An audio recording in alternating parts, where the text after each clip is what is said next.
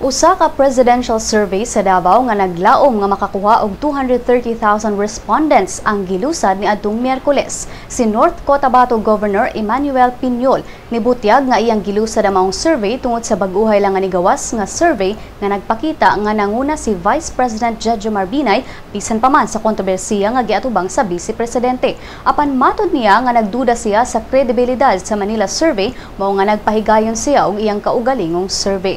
Wala hinuon gibutyag ni Piñol kung unsa nga mga Manila survey o Manila-based firms ang iyang gipasabot.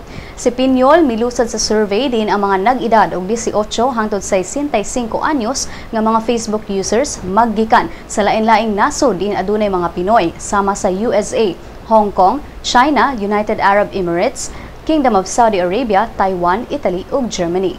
Dugang ni Piñol nga ang survey molungtad sulod sa unom ka adlaw og iyang gilauman nga transparent ang resulta niini dili sama sa ubang mga surveys sa Manila.